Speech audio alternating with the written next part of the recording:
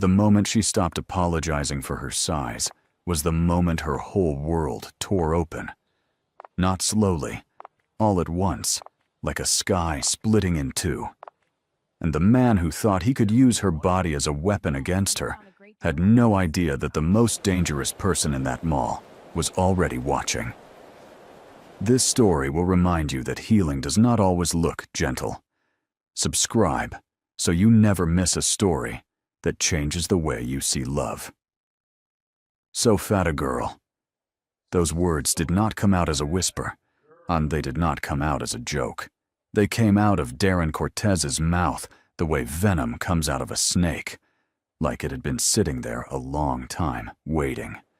His hand was around her neck, not squeezing hard enough to leave a mark he couldn't explain, just enough to remind her that he still believed he owned her. Selena Morgan did not scream. She had learned in 4 years of marriage to this man that screaming only made it worse. So she stood there in the middle of Galleria Crown Mall, a Saturday afternoon, people everywhere, pop music from a clothing store nearby, and she let him say it again. "Look at you. So fat. You really came out here looking like this?" She was wearing a yellow sundress. She had bought it 2 weeks after she signed the divorce papers. She had stood in that dressing room and cried a little when she saw herself.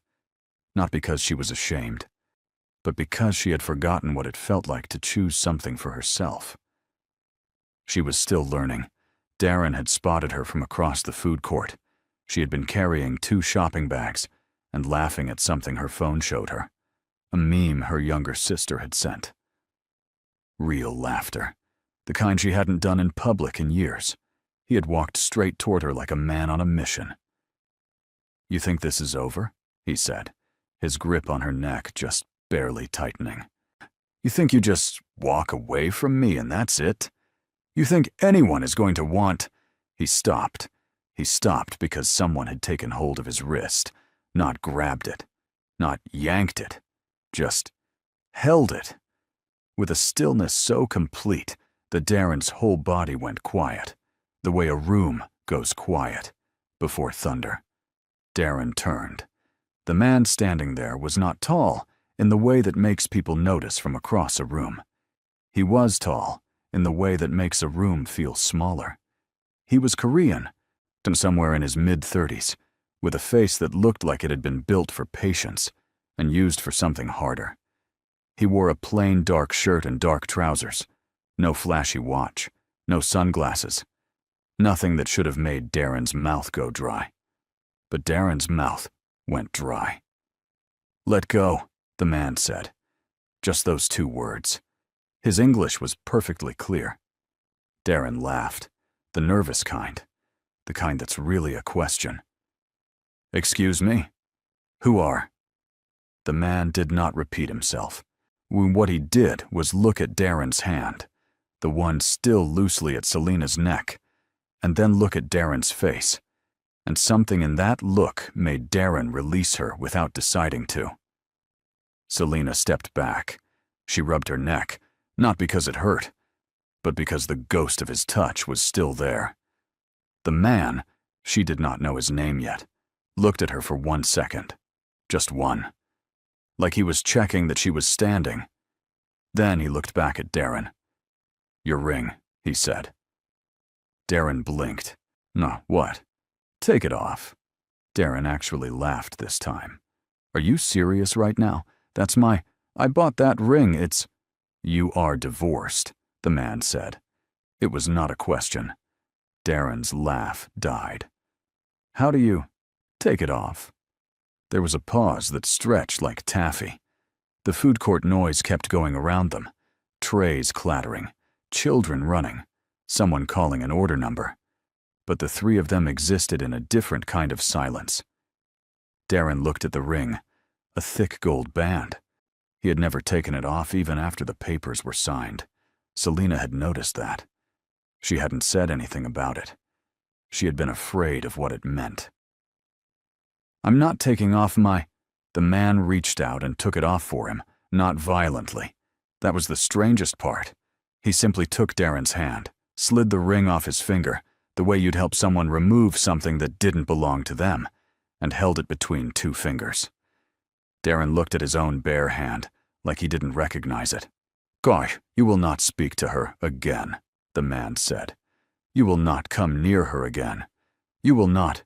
He paused, and the pause was deliberate. "Think about her again." Darren opened his mouth. "I would not," the man said quietly. "Finish that sentence." Something in Darren Cortez, a man who had never in his life backed down from anything, a man who had once made a courtroom lawyer cry, decided that today was not the day. He looked at Selena once. Something complicated crossed his face. Then he walked away. Just like that. Selena stood there, her yellow dress, her 2 shopping bags, her heart doing something between falling and flying. The man turned to her. Up close, his eyes were dark brown and very calm, the kind of calm that comes from surviving things, not from avoiding them. "Are you hurt?" he asked. She almost laughed. In a strange, tilted way, she almost laughed. Because it had been so long since someone asked her, really asked her, that the words landed somewhere deep and old in her chest. "No," she said. No, thank you." He nodded. He placed Darren's ring on a nearby empty table like it was trash and turned to leave. "Wait." The word jumped out of her before she decided to say it. He paused. "Who are you?" she asked. He looked at her for a moment. Something moved behind his eyes. Not quite a smile, but related to one. "Why, no one important," he said. And he walked away. She found out 3 days later that she was wrong. His name was Sung-Jin Bai, and he wasn't no one. He was, according to the very pale and very shaking man who showed up at her apartment door on a Tuesday morning. A man who introduced himself as an associate of Mr. Darren Cortez, the head of the Bay organization out of Ulsan. Selena stood in her doorway in her pajamas and her bonnet and said, "I'm sorry. The what organization?" The man, young, expensive suit, looking like he hadn't slept, said, We need to know your relationship with Sung-Jin Bai." "I don't have a relationship with him," she said. "He helped me in a mall 3 days ago. That's it." The man looked at her for a long moment, like he was trying to decide if she was lying or if she was genuinely this uninformed. "Ms. Morgan," he said carefully, "Sung-Jin Bai does not help people in malls. He doesn't. That's not something he—" The man stopped, collected himself. "He asked us to look into your ex-husband." Selena's hand tightened on the doorframe. "What?" "He asked us to look into Darren Cortez, his finances, his business associations, his activities." The man swallowed. "We found things." "What things?" The man reached into his jacket and pulled out a thin folder. He held it out. She took it. Inside were photographs, documents, so a property deed with her name on it, except she had never signed it. A bank account she didn't know existed, draining money from the joint account they'd had during the marriage, routed somewhere she didn't recognize. She looked up. He was stealing from me? "For approximately 3 years, the man said, before the divorce was finalized." The world tilted, not dramatically, just quietly, the way a picture frame tilts on a wall, and you don't notice until the whole room looks wrong. For 3 years. While she was in that marriage, trying to hold it together, blaming herself for everything that was falling apart. He had been taking from her, quietly, systematically, like she was a resource, not a person.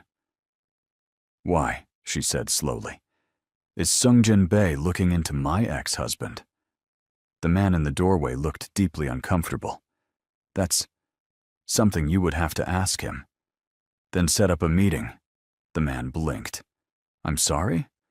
"A meeting," she said again, and her voice steadier than she expected. "With Mr. Bai." "Set it up." The restaurant he chose was not fancy. That surprised her. She had built a picture in her head of what the headquarters of a man like Sung Jin Bai would look like.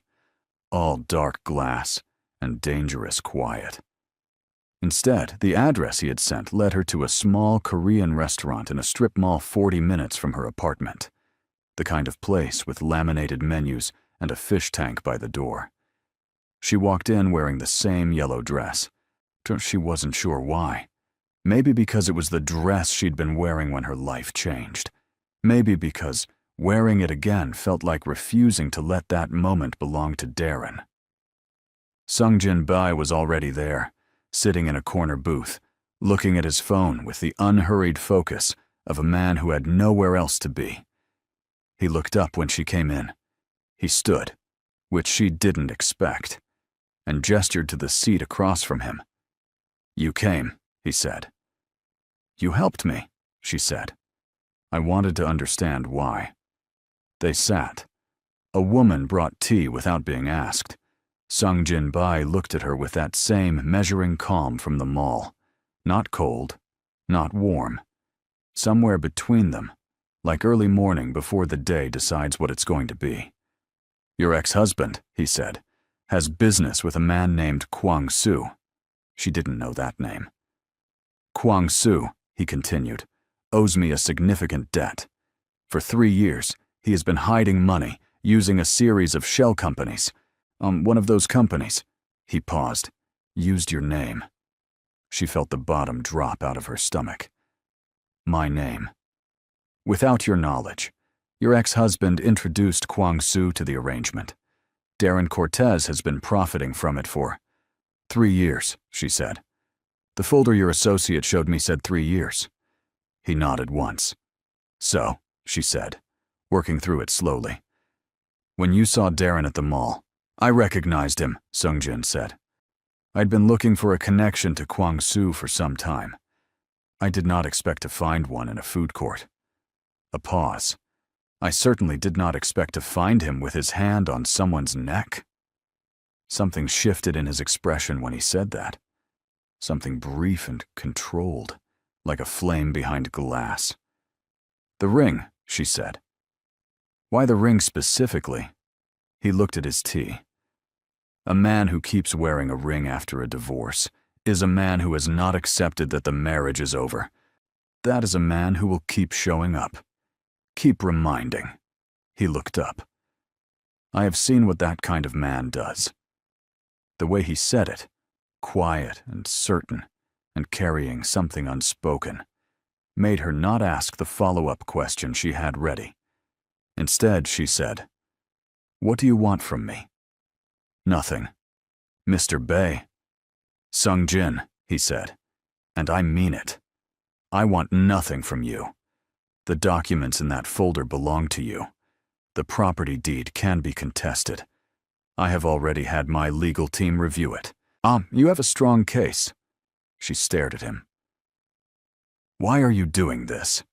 He didn't answer right away. He picked up his tea and held it without drinking. "Because it was the right thing to do," he said finally. It was such a simple answer. So simple it almost didn't fit in the conversation they were having. She looked at this man, this apparently very dangerous man, who had walked into her crisis like it was nothing, taken a ring off her ex-husband's finger without raising his voice, so now sat across from her in a strip mall restaurant, offering her legal help and calling it nothing. "I don't trust people easily," she said. "You shouldn't," he said. "I especially don't trust people who say they want nothing." The corner of his mouth moved, not quite a smile, but something. "That is also reasonable." She wrapped both hands around her tea. "Tell me about Kwang Soo." He told her. Not everything. She could tell he was choosing what to share, drawing lines she couldn't see. But what he told her was enough to understand the shape of the danger she hadn't known she was standing in the middle of. Kwang Soo had been using her name, her signature, forged, on documents that connected her, on paper, to 3 businesses. One of those businesses had been investigated twice by federal authorities. If anyone had pulled that thread before Sung Jin's team got to it, Selena Morgan would have been the name at the center of it. She sat with that for a moment. "How close was it?" she asked. 2 weeks, he said. "There was an inquiry starting. My team intercepted it."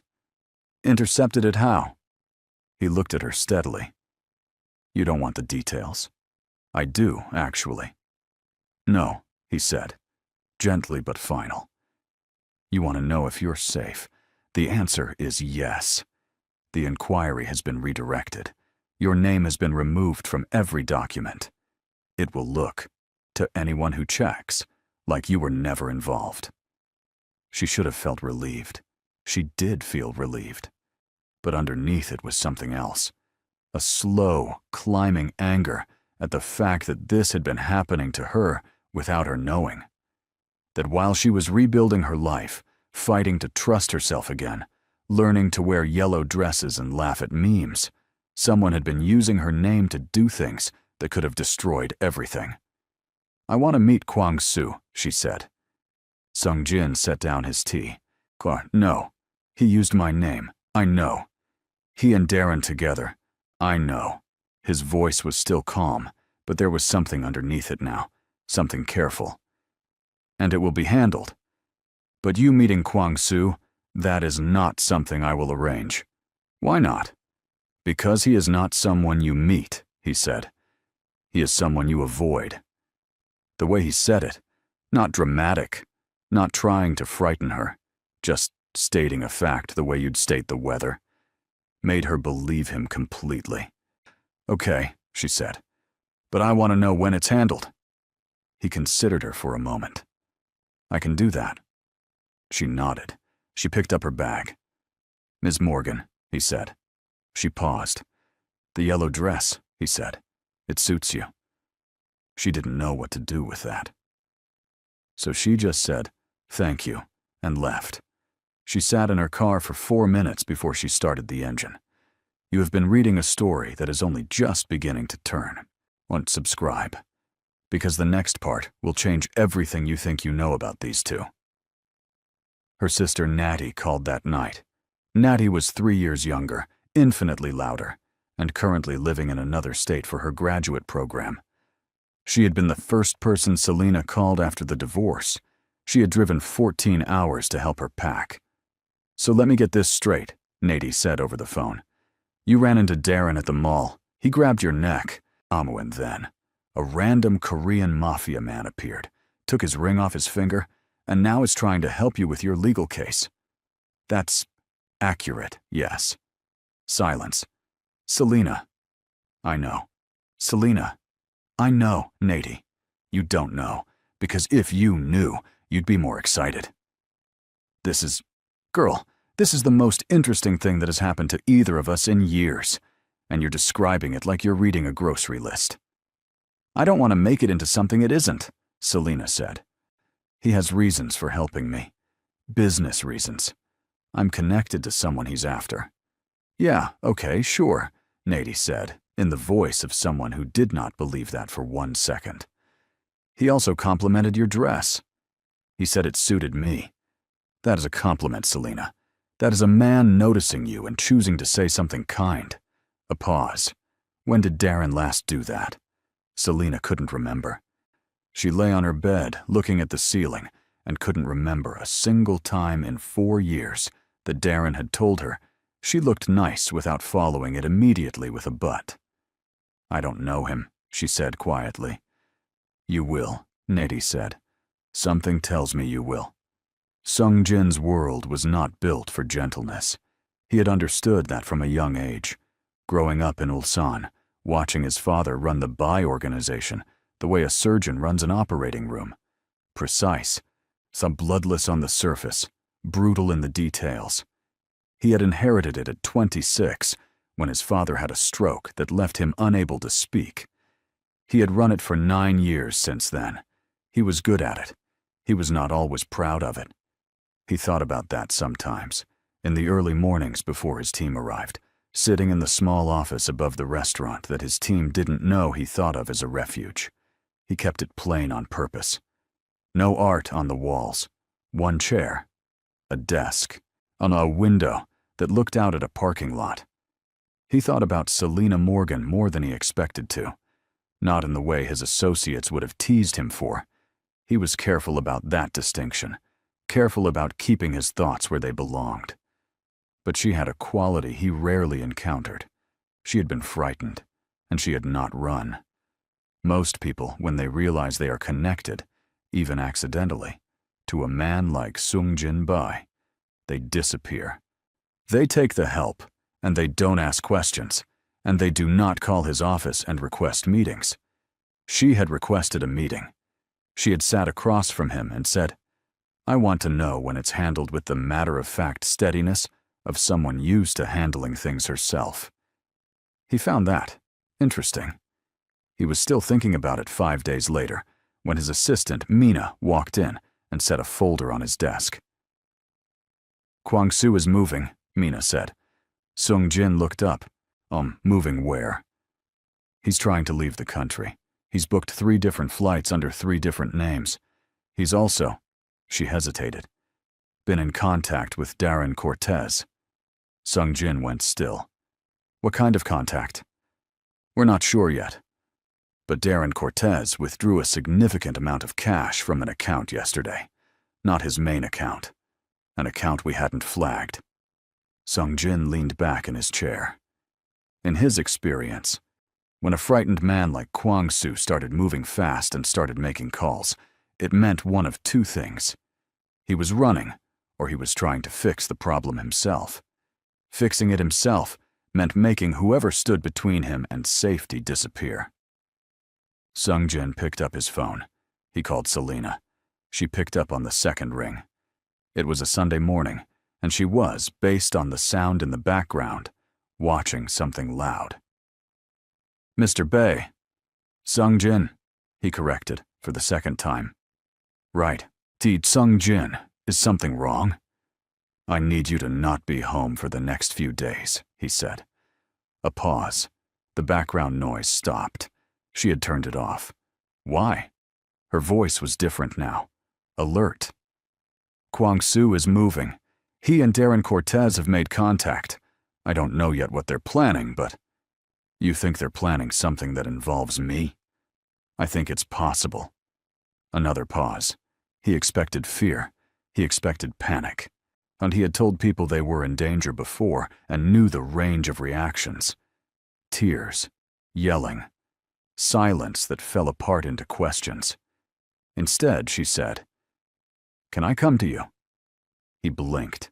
He was fairly certain that was the first time in 9 years someone had asked him that in that particular context. "That would be," he started. "Safe? Safer than my apartment?" He thought about it honestly. "Yes." "Then I'm coming to you," she said. "Give me 40 minutes." She arrived in 35 minutes. She had a small bag over one shoulder, and she was wearing a white t-shirt and jeans, and her hair was in a high bun, and she looked, walking into his building, like someone who was afraid and had decided to be afraid here instead of alone at home. He met her in the lobby. "You didn't have to come yourself," she said. "I know," he said. He showed her to a room, a proper guest room, clean and simple, above the restaurant. His team was on the floor below. She would not be alone. "Mark, tell me what's happening," she said, sitting on the edge of the bed, hands in her lap. So he told her more than he had at the restaurant. He told her about Kwang-soo's 3 flight bookings, about the cash, about the pattern he had seen before. A cornered man making desperate choices. She listened to all of it without interrupting. "Darren," she said when he finished, "what would he get out of helping Kwang-soo run?" "Money," Sung Jin said. "And possibly something else." "What's something else?" "Kwang-soo knows things about the arrangement that your name was used in.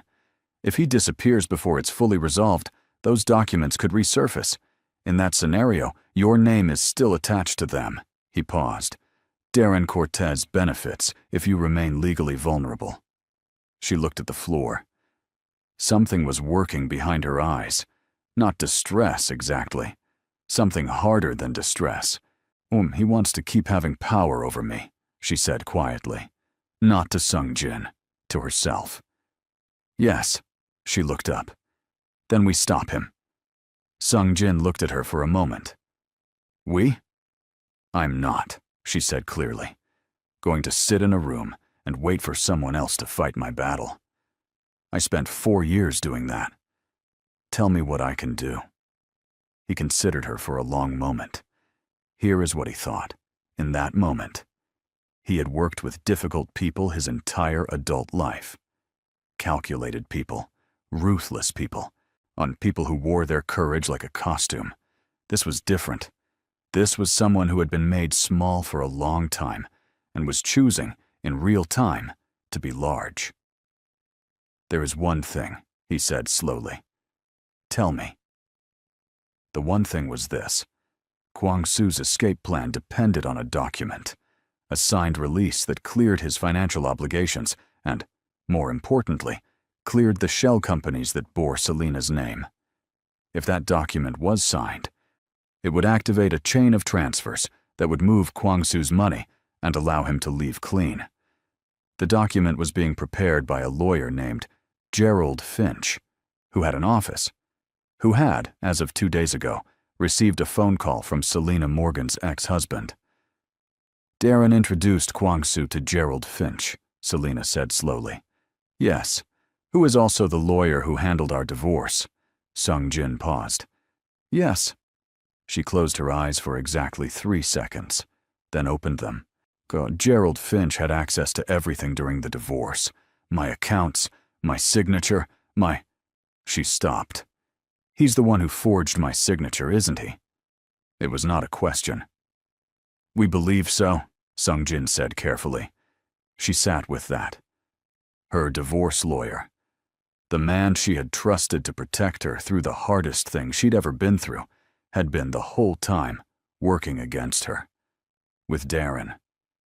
And with a criminal organization she hadn't known existed until 6 days ago. Okay, she said. Her voice was steady, in a way that was almost alarming. What do you need from me? Gerald Finch needs to believe, Sung Jin said, that you are willing to sign. This story is moving faster than either of them expected. Subscribe right now. You cannot afford to miss what happens next. The meeting with Gerald Finch was arranged for Wednesday. Selena spent Tuesday night in the guest room above the restaurant, not sleeping much, organizing her thoughts the way she used to organize her classroom when she was still teaching, by what mattered most first. What mattered most, her name was being used. What mattered second, someone had trusted her enough to tell her the truth.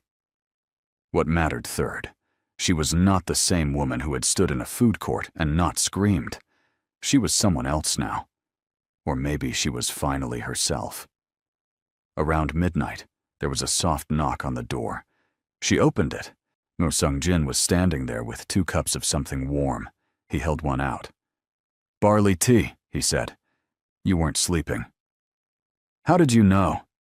He glanced at the light under the door. She almost smiled. She took the tea. They stood there in the doorway for a moment. 2 people from completely different worlds, connected by the worst choices of other people, holding warm cups in the middle of the night. Are you afraid? He asked. Of Finch? Of any of it. She thought about it honestly. I'm afraid that it doesn't end even after it ends. That Darren will always find a way to. She stopped. I'm afraid that some people just don't stop. Sung Jin was quiet for a moment. Some don't, he said, but they can be stopped. You sound very sure. I am very sure, he said simply. About this one thing. She looked at him. This man who had walked into her crisis and stayed. Who had not made a single promise he hadn't kept. Who sat in plain restaurants and asked, "Are you hurt?" and brought barley tea at midnight. Tell me something about yourself, she said. Something real. He looked surprised. just for a moment. I have a younger sister, he said. She is a nurse. She thinks what I do is, he considered the word, unfortunate. Is she right? Yes, he said, without hesitation. They stood there a little longer. The barley tea was warm and slightly bitter. Get some sleep, he said finally. Tomorrow needs you ready. He walked back down the hall. She stood in the doorway after he was gone and felt something she hadn't felt in a very long time. Not quite safe. Safer than she had been, but also something else. Something that felt less like falling and more like standing on the edge of the rest of her life. Gerald Finch had a voice like someone who had practiced sounding trustworthy. Selina sat across from him in his very normal-looking office. Plaques on the wall, framed diplomas, and a plant that was slightly too healthy to be unattended, and watched him arrange his face into something like professional warmth. Selina, he said, it's good to see you. I have to say, when you called about reconsidering the documents, I was surprised, she said. Relieved, he said smoothly. I always believed the separation was handled too quickly. Darren is not why I'm here, she said, and Gerald blinked. I'm here because of the shell companies, she said. Well, the ones with my signature on them. The warmth on his face didn't exactly disappear. It just shifted, like a light changing color. I'm not sure what your Finch and Associates LLC, she said. Clearwater Holdings, Morrow Bridge Capital. She set a folder on his desk, a copy of the one Sung Jin's team had prepared. My signature, 3 times. On documents I never saw. Gerald looked at the folder. He looked at her. He looked at the folder again. Selina, I think there may have been a... I'm not angry, she said. Which wasn't entirely true. But she'd learned from Sung Jin how to use calm the way some people use noise. I'm here because I want to understand the full arrangement. The release document for Kwangsu, the one you're preparing. His face went very still. I want to see it before it's signed. I don't know what. Gerald. She said his name the way her mother used to say hers when she was trying patience. I know about Ulsan. I know about the 3 flights. I know about the cash withdrawal on Sunday morning. She paused. I know about all of it. He stared at her. Something was working behind his eyes. The same kind of calculation she had watched Darren do 100 times when he was deciding which version of a lie to use. What do you want? He asked. Very quietly. The original documents, she said. Everything with my name on it. Every copy. And the release document unsigned. And if I don't? Then, she said, the people who sent me here will have a different conversation with you. And I promise you, Gerald, that conversation is not one you want. He looked at her for a long time. She held his gaze. She thought about the girl in the food court in the yellow dress. She thought about a hand on her neck. She thought about 4 years of being made to feel like too much and not enough at the same time. She did not look away. Gerald Finch opened his desk drawer. He gave her a USB drive. "Nah, everything is on there," he said. His voice had lost all its practiced warmth. He just sounded tired now. The originals were scanned. All my communications with Darren. All of it. She took it. The release document, she said. He pulled a thick folder from his drawer and slid it across the desk. Unsigned, uncertified, useless without my notarization. She took that too. She stood. "Selina," he called, and she waited.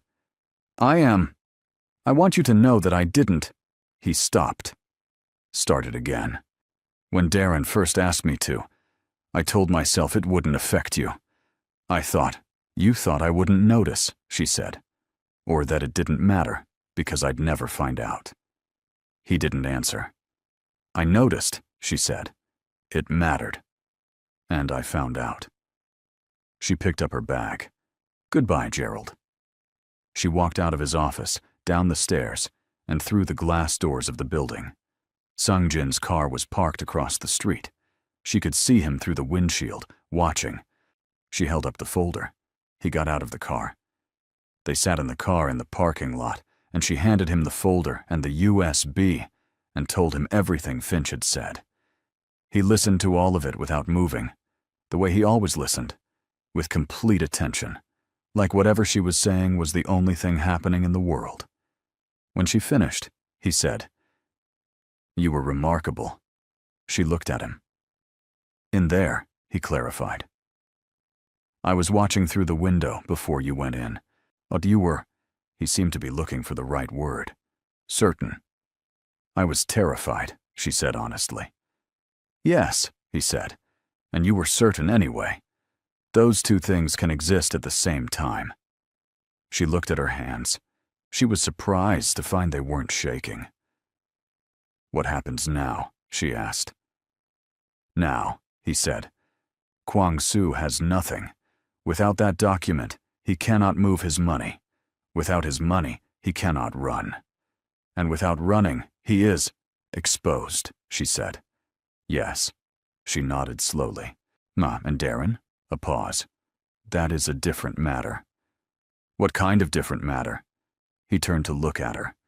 There was something in his face she hadn't seen there before. Not exactly reluctance. More like care. The careful way you handle something you know is fragile. Not because it's weak, but because it's worth protecting. "Darren Cortez," he said slowly, "has been cooperating with Kwang-soo in a way that goes beyond the documents. There are things on that USB that will be very damaging for him." She felt her chest tighten. "Damaging how?" "The kind of damaging," Sung-jin said carefully, "that involves authorities." She sat with that. Darren going to prison. She thought she would feel satisfied by that idea. Instead, she felt heavy.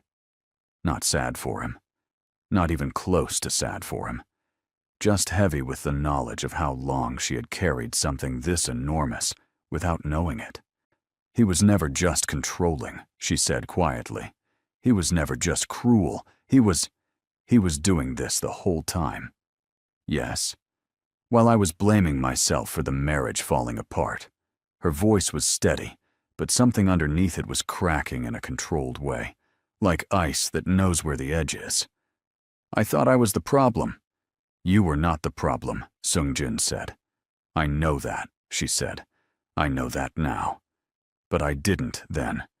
And he knew I didn't know. And he counted on it." Sung-jin was quiet. "I want him to know," she said, "that it was me. I want him to know that I did this. Not you, not your organization. Me. I want him to understand that the person he thought he had broken was the person who finished him." Sung-jin looked at her for a long moment. "I can arrange that," he said.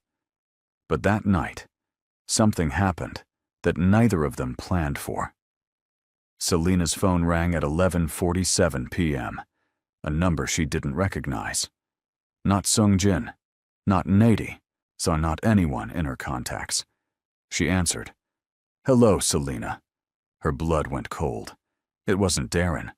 It was a voice she had never heard, low, unhurried, with an accent she couldn't quite place. "Who is this?" she asked. "Someone who is very interested," the voice said. "In the folder you took from Gerald Finch today." She gripped the phone. "How do you know about?" "I know about a great many things," the voice said pleasantly, "nigh including the fact that you are currently under the protection of Sung-jin Bai. Interesting arrangement."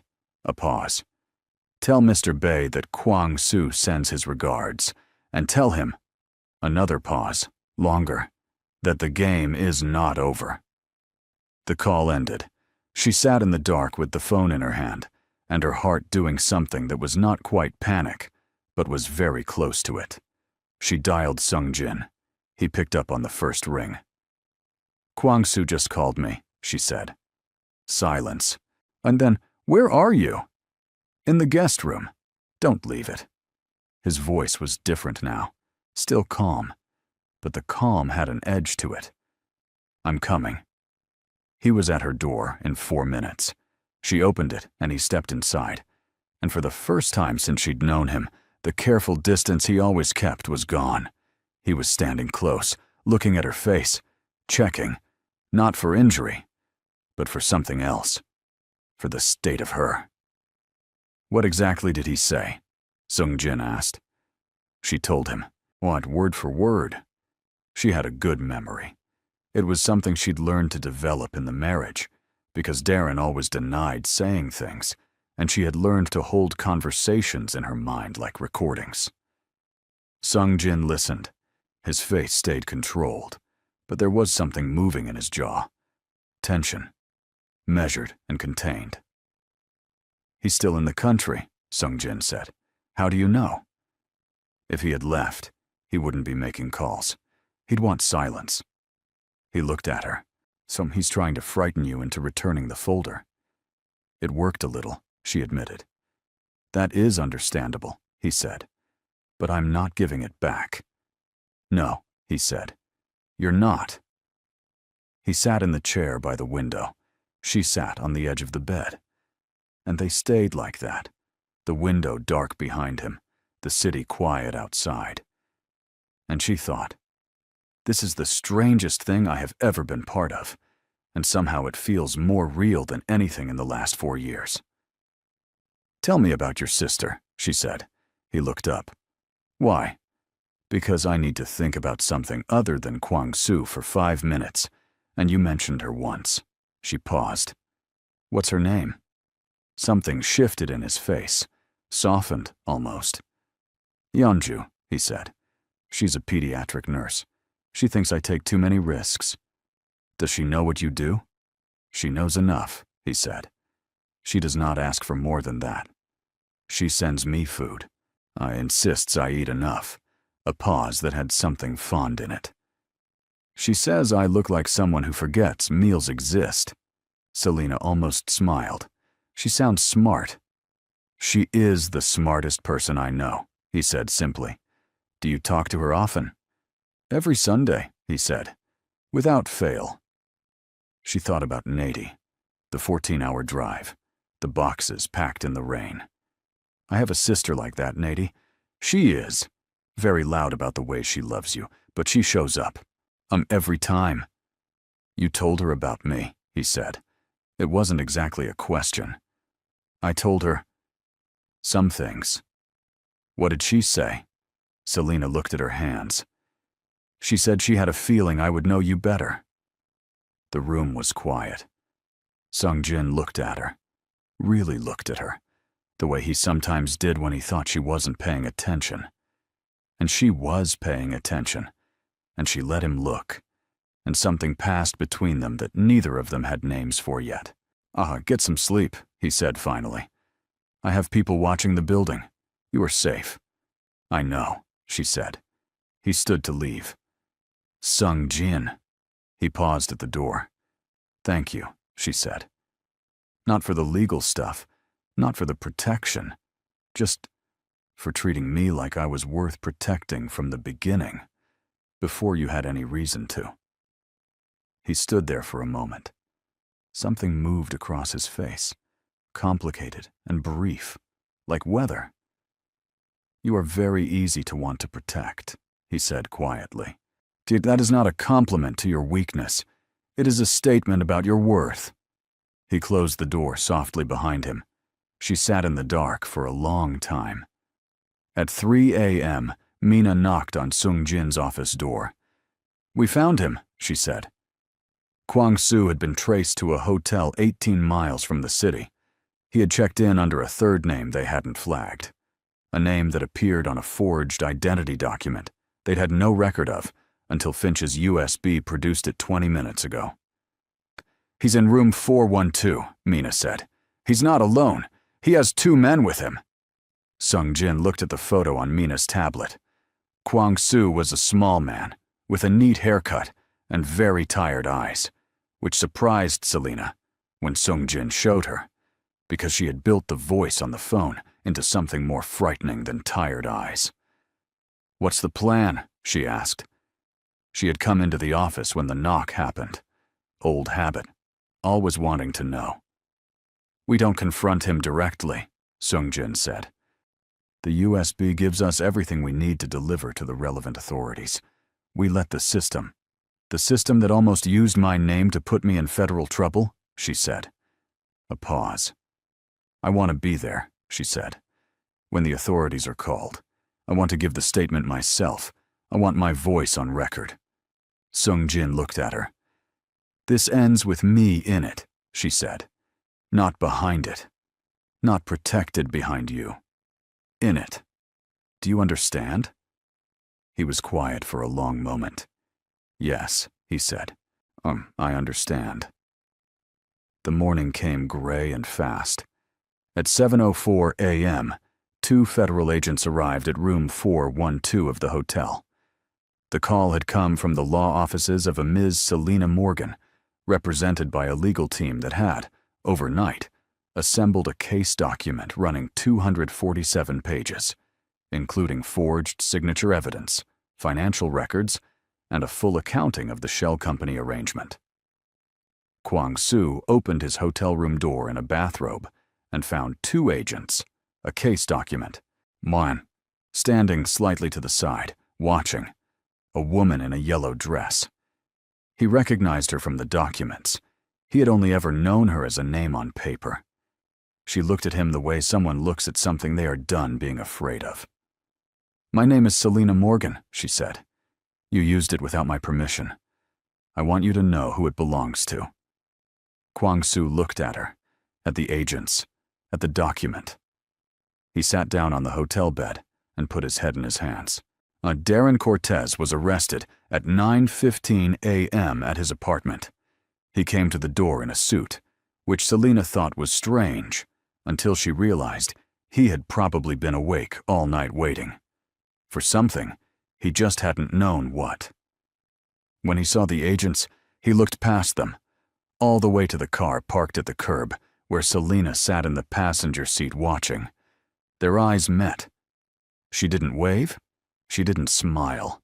She just looked at him with the same steadiness that had learned to live in her bones over the past 8 days. And she let him see, really see, that she was the one who had done this. The recognition on his face was not anger, exactly.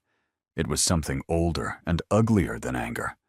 It was the expression of a man who had built his power on someone's smallness and was watching that smallness become architecture he couldn't enter.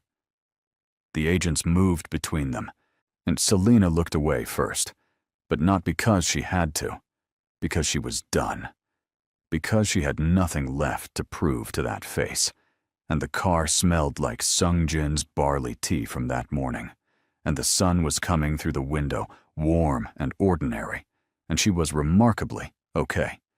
This story is not over. The most unexpected turn is still coming in the final event. Subscribe right now. The next chapter of Selena and Sung-jin's story will arrive, and you do not want to be the person who missed it. 6 weeks later, Selena went back to work. She was a curriculum designer now. She had left teaching 2 years ago during the marriage because Darren had made it difficult to maintain a schedule that didn't center around him. She had gone back to it after the divorce and found, to her deep relief, that she still loved it, and still loved the work of building structures that helped people learn. She was in her home office on a Tuesday afternoon, headphones on, when her doorbell rang. She opened the door. Sung-jin was standing there. He was holding a container of food. Not restaurant food. Something that smelled like it had been made in an actual kitchen. He looked, for the first time since she'd known him, slightly uncertain. "Hyunju sent this," he said. "She heard about you. She wanted you to have her doenjang jjigae." Selena stared at him. "Your sister sent me food." She sends food to everyone she considers important. He paused. "I may have mentioned you. You told your sister about me. I told her a small amount." "How small?" He looked at the container. "Enough that she made 2 portions." Selena's mouth tried not to smile and lost. She stepped back and held the door open. He came inside. It had been 6 weeks of a strange and a careful thing between them. Phone calls that started as updates about the case and became something else entirely. Text messages that began with logistics and ended with questions about each other's days. A lunch that was supposed to be a debrief and lasted 4 hours. Neither of them had named it. She thought about that, about how they had both lived in worlds where things were named too quickly or not at all, and how they were both, perhaps, learning a different pace. They sat at her kitchen table with the Jie, and Sung Jin told her that Kwang Soo had pleaded guilty and that Gerald Finch was cooperating fully with federal investigators, and that Darren Cortez's trial date had been set for the spring. "I'll have to testify," she said. "Yes. I'm not afraid of that." "I know," he said. She looked at him across her kitchen table. This man who had appeared in her life like weather, sudden and total and completely real, whose sister made him food and called him every Sunday, who kept his office plain on purpose, who had never once, in all the weeks she had known him, tried to make her feel small. "I want to ask you something," she said. "Ask," he said. "When you saw Darren with his hand on my neck, when you walked over, was any part of that about the case, about Kwang Soo?" He looked at her directly. "No." "Then why?" He was quiet for a moment. The kitchen was warm and ordinary, and outside the window, a bird was doing something specific and insistent in a tree. "Because," he said, "I watched someone treat another person like they were nothing. And he paused, "I have spent a long time in a world that does that. That treats people like they are tools or problems or obstacles. And I have been part of that world. I have not always stopped it when I could." He looked at his hands on the table. "That day," he said, "I could stop it. So I did." She looked at him for a long moment, at the careful, guarded, genuinely decent person living inside the complicated life he had inherited. "The ring," she said softly. "Yes." "That wasn't about the case either." "No," he said. "It wasn't." She reached across the table and put her hand over his, not dramatically, not with speeches, just her hand, warm and steady on top of his. He looked at it. Then he looked at her. And something in his face, that careful, controlled, a 9 years of hard decisions face, changed, like something had been held for a very long time and was, at last, being put down. He turned his hand over. He held hers. Later, much later, when the jjigae was finished and the afternoon had gone golden long, Natty called. Selena stepped away to answer, walking to the window with the phone. "So?" Natty demanded, before she could even speak. "How are things? He's here," Selena said, low. Silence. He's there?" His sister sent food. Another silence. Then a sound that was something between a scream and a laugh, muffled, as if Natty had pressed her face into a pillow. "His sister sent food, Selena. Do you know what that means? In basically every culture on Earth, when someone's family starts, Natty. Sending you food, that means Natty." "What?" Selena looked back into the kitchen, where Sung Jin was washing the dishes without being asked, while moving around her kitchen like someone who planned to know it better. "I know what it means," she said softly. She heard Natty smile through the phone. 3 months after that Tuesday, Hyun-ju flew in for a weekend. She was smaller than Selena expected, with her brother's calm eyes and absolutely none of his reserve. She hugged Selena within 30 seconds of meeting her, which made Sung Jin look at the ceiling in a way that was definitely fond. They sat in Selena's living room, so all 3 of them, eating and talking. Hyunju told stories about Sung Jin as a teenager. Apparently, he had once spent an entire month learning to bake bread because their father said it was a waste of time, purely out of principle. and Sung Jin bore it with the patience of someone who had accepted that this was the cost of family. Selena watched him laugh at something Hyunju said. It was the first time she had seen him laugh. Really laugh, unguarded and uncontrolled, head back, on the thing taking him completely over. And she thought, there you are. There is the person under all of it. She thought about the food court, the yellow dress, the hand she hadn't expected. She thought about how life sometimes changes, not gradually, but all at once, in a moment, in a mall, between one sentence and the next. She thought, I am so glad I wore yellow. 6 months after the arrest, Darren Cortez's trial began. Selena testified on a Thursday morning in a dark blue blazer and her hair down. She answered every question clearly and completely. She did not look at Darren, but she was aware of him. The way you're aware of something you used to be afraid of, that no longer has the same teeth. Afterward, outside the courthouse, Sung Jin was waiting. He had not come inside. She had not wanted him to, and he had understood why. This was hers to do alone. So he understood that some things needed to be carried solo for them to fully belong to you. But he was there when she came out. She walked down the steps and stopped in front of him. The sun was doing something specific and warm on the courthouse steps. How are you? He asked. Good, she said. And she meant it. All the way down, not just the surface of it. He looked at her for a moment with all that quiet attention she had come to know so well. He looked old, she said. Darren. In there. And he looked like a small, old, tired man. She paused. I wasted 4 years on a small, tired man. You did not waste them, Sung Jin said. You survived them. That is different. She looked at him. How are you so sure about things? I'm not, he said. About most things. About this one. A pause. I have data. She laughed. Out loud, in the sun, on the courthouse steps. A real laugh. The kind she'd been learning to have again. He watched her laugh with an expression that was entirely, or completely unguarded. Sung Jin, she said, when the laugh settled. I'm glad it was you. In the mall.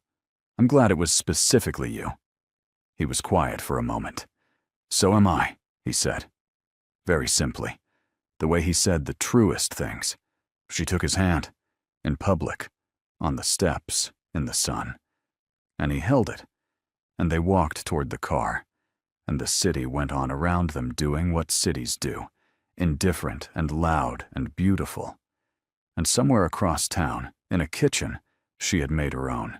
Now on a counter next to a yellow dress hanging on a hook by the door, there was a container. A new one, arrived that morning by courier from Ulsan, because Hyunju sent food every week now without fail. And it smelled like warmth, and home, and the very particular miracle of beginning again. The first time Sung Jin met Nadi, he did not know he was being interviewed. He thought he was attending a casual dinner at Selena's apartment. The 3 of them. Simple food, relaxed evening. And what he did not know was that Nadi had flown in 2 days early and had spent those 2 days building a list of questions she fully intended to ask him. He arrived with flowers.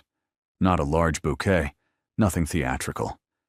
Just a small bunch of yellow ones he had spotted at a corner store and not been able to walk past. Nadi opened the door before he could knock. She looked at the flowers. She looked at him. She looked at the flowers again. She said, stepping aside to let him in. Selena appeared from the kitchen wiping her hands on a dish towel, saw the flowers, and went very still for exactly 1 second before saying, You didn't have to. I know, he said. Nadi was watching all of this with the focused attention of a scientist who had just observed a very interesting reaction in a Petri dish. They ate jollof rice that Selena had been perfecting for a week. She hadn't told him that, but Nadi announced it loudly within the first 5 minutes, earning a look that could have started a small fire. She made it 3 times, Nady said cheerfully. The first time she called me and said it was too salty. The second time she said the tomatoes were wrong. The third, Nady. She said she thought she finally had it, and I could hear that she was nervous. Nady. About someone specifically eating it. Sungjin kept his expression very neutral and took another spoonful of rice. It is perfect, he said. I mean, this is the third version? Selena gave up and laughed. Yes. Then the first 2 were necessary, he said. Nothing worth eating comes right on the first try. Nady pointed her fork at him. I like him, she said to Selena. He's a keeper. Selena covered her face with both hands. Nadi's interview happened after dinner, when Selena was in the kitchen doing dishes, a thing she did when she needed a moment to herself, and Nady and Sungjin sat at the table with the remaining cups of tea. Nadi looked at him. You know who I am to her, Nadi said. It was not a question. Her person, Sungjin said. The first call she makes. The one who drives 14 hours without being asked. Nadi blinked. She had not expected him to say it like that. Like he had learned it the way you learned something important, on purpose. She told you about the move, Nady said. She tells me things, he said simply. Nady turned her cup in her hands. She was very broken, she said quietly. After Darren. Not broken like she couldn't function. She functioned. She went to work. She smiled. She did everything. But inside she was. She had stopped trusting herself. She kept asking me if she was making good decisions, about small things, about what to eat, what to wear, whether it was okay to feel good on a given day. She looked at him. Do you understand what that man took from her? Yes, he said. Then you understand, she said, why I'm sitting here looking at you like this. You want to know if I'm going to take anything else from her, he said. Or give her something she'll have to recover from, Nady said, because she will love you.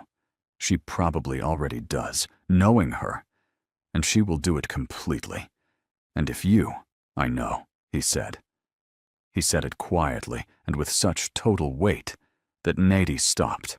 He looked at his tea. I know what it is, he said, to be in a world that takes from people. I have watched it happen. I have, at times, not prevented it when I could have. I have spent a significant amount of the last several years trying to understand what I owe to the people around me, what it means to be worthy of the space you occupy. He paused. Your sister is the first person in a long time who has made me feel like the answer to that question might be something I am capable of. The kitchen sounds had stopped. Nady looked at him. She's listening, Nady said. I know, he said again. From the kitchen doorway, Selena appeared, dish towel still in her hands, eyes doing something complicated. Nady looked between them. She picked up her tea. She stood. I'm going to go take a very long shower, she announced. A very loud one, that no one will be able to hear through. She walked down the hall. 45 minutes minimum. The door clicked. Selena stood in the doorway. Sungjin looked at her. How long were you standing there? He asked. Long enough, she said. The habit started small. Every Sunday, Sungjin called Hyunju.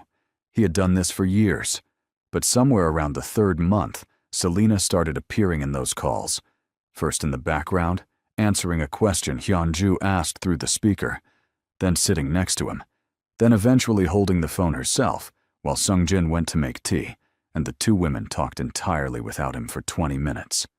He would come back to find them laughing about something he had missed, and feel, this was the word he discovered, that fit the feeling exactly. Full. Hyunju started sending packages addressed to both of them. One Sunday, the package contained 2 matching mugs, plain white, no design, except for tiny text on each one. His said forgets to eat. Hers said makes him remember. Selena put hers on the shelf immediately. Sungjin looked at his for a long time. Then he put it next to hers. He learned, over months, the geography of her happiness. She was happiest in the mornings, not the very start, when she was still gathering herself, but mid-morning, when the coffee was made, and the light was coming in sideways, and she was reading or working at her desk with her headphones around her neck. Not on, just resting there like a suggestion. She laughed the most when she was surprised. Not startled. Surprised. When something turned out better than she expected, or when he said something that landed differently than she'd anticipated. She had a way of pressing her lips together right before she laughed, like she was trying to hold it in and failing. She got quiet when she was processing something big. Not cold quiet, present quiet. She would sit with both hands around something warm and look at the middle distance and work through whatever it was. And she didn't need him to fill the silence. And he realized, one of the very few people in his life who understood that about silence, that it was not empty. He learned that she kept a journal, physical, with a pen, not a phone, and that she wrote in it in the kitchen late at night when she couldn't sleep. He had seen it without meaning to and never mentioned it. It was hers. She learned in return the geography of him. He was most relaxed, she discovered, in plain places. Not stripped down or bare, just uncomplicated. A restaurant with laminated menus, a park bench, her kitchen table on a Tuesday with no occasion. The more elaborate a setting, the more he watched the edges of it. In simple places, he just sat. He worked too early in the mornings, and if she texted him before 7 a.m., he would always respond within 2 minutes, which meant he'd been awake for some time, which she eventually addressed directly by arriving at his building at 6:30 on a Saturday with 2 cups of coffee and saying, "You're eating breakfast today. Non-negotiable." He had looked at her on his doorstep at 6:30 a.m. and said, "Hyunju put you up to this." Hyunju provided moral support, Selena said. This was my idea. He stepped back and let her in. She made eggs. He ate them. He looked, she thought, like someone who had forgotten that mornings could belong to something other than work. After that, Saturday breakfast became a thing. Not every Saturday, but most. Taking turns with whose kitchen, or taking turns choosing what to make, occasionally making something neither of them had tried before, and consulting a video together with the chaotic focus of 2 people who were both, it turned out, entirely too competitive about learning new things. He made fufu once, badly, and was so precise about wanting to understand where he went wrong that she laughed for 4 minutes without stopping. He watched her laugh with complete, undisguised delight. There was an afternoon in the early spring, before the trial concluded, after Kwang Soo had been sentenced, in that in-between time when the danger was technically over, but the exhale was still happening, when they drove out of the city. No plan. She had said on a Friday evening, "I need to see trees," and he had said, "Okay." And the next morning, they were in his car heading somewhere that had trees. They found a state park 2 hours away. Parked. Walked without a specific trail, just into it.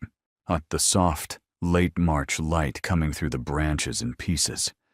They walked in comfortable silence for a while. The kind of silence that is actually full of things. Companionship packed into the quiet. "I used to be afraid of doing nothing," she said eventually. "What do you mean?" "When I was with Darren, if I wasn't productive, if I wasn't useful in some way, I felt this panic." She stepped over a root. "Like I had to justify taking up space. Like if I wasn't doing something, I didn't have a right to be wherever I was." She paused. "I still catch myself doing it sometimes." "What happens when you catch it?" She thought about it. "I ask myself, what am I enjoying right now? Just that. What is currently good?" She looked at the trees. "And there's always something. Even when things are hard, there's always one thing." "What is the thing right now?" he asked. She looked at him sideways. "The trees," she said.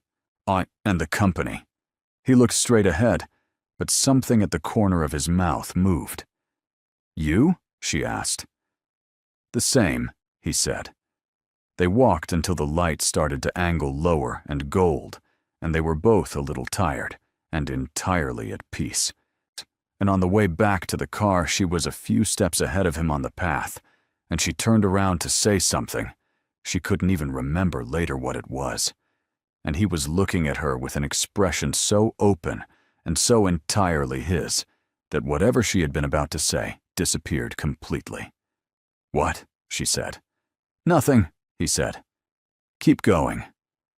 She turned back around. She was smiling to herself, and she let herself, completely. The closure came quietly, the way the best closures do. It was an evening in late spring. Selena had just returned from the final day of Darren's trial. The verdict delivered, the gavel coming down, the whole long chapter reaching its last sentence. She had called Nady from the courthouse steps. She had cried a little in the car, not sad crying, the other kind. The kind that is really just a release valve for everything you've been holding at the right temperature for too long. She got home. She sat on her couch, and she looked at her apartment, hers entirely, with the yellow dress on the hook and the 2 mugs on the shelf and the journal on the kitchen counter and the curriculum work spread on her desk and a potted plant Hyunju had mailed her that had, against all odds, survived.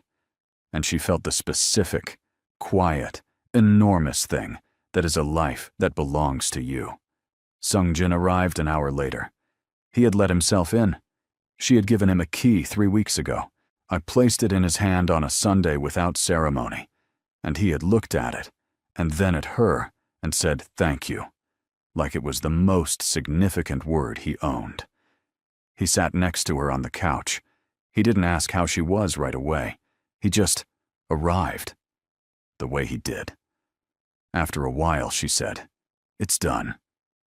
"Yes," he said. "I thought I'd feel bigger," she said, "like a fireworks kind of feeling. But it's more like quiet," he said. "Yes, like quiet." She looked at her hands. "Is that normal?" "I think," he uttered carefully, "that the loudest battles end the quietest, because you have spent so much of yourself getting there." She leaned her head back against the couch, looked at the ceiling. "I'm tired." "You're allowed to be," he said. "I'm also—" She turned her head to look at him. Genuinely, actually happy. Like underneath the tired. Like a light that's on in a room you just haven't walked into yet. He looked at her. "I know that room," he said. Yeah? "I have been finding my way toward it," he said. "For some time." She looked at him for a long moment. All the months between the food court and now were in that look. The barley tea at midnight, the courthouse steps, the Saturday breakfasts, the walks, the mugs, the Sunday calls. "We're pretty different," she said. "Very," he agreed. "This shouldn't work as well as it does." "No," he said. "It shouldn't." "And yet," she said. "And yet," he chorused with a wide smile of victory. I'm outside. The spring evening was doing what spring evenings do, softening everything, making the world smell like it had remembered something it had lost and found it again. A bird somewhere, traffic distant and indifferent, the whole ordinary, irreplaceable texture of a life going on. Selena looked at this man who had appeared in her life like an answer to a question she hadn't known she was asking, and she thought, here. This is where the story goes from surviving to living. This is the room with the light. "Stay for dinner?" she said. "Yes," he said, without hesitating, without calculating, just yes. She stood up. She went to the kitchen. She started pulling things out of the refrigerator. No recipe, no plan, just what was there. He came to stand at the counter without being asked, and she handed him a knife and a cutting board and a set of vegetables. When they worked side by side in her small kitchen, with the mugs on the shelf and the yellow dress on the hook and the evening going gold through the window. No storms, no danger. No one taking anything from anyone. Just two people, different and deliberate and quietly, completely certain, making dinner in the spring. Every person who has ever been made to feel too small for the love they deserved needed this story. And someone in your life needs it too. Share this with them right now, because healing this real, this earned, this full does not come along often. Subscribe and stay close, because the stories we tell here are the ones that remind you who you actually are.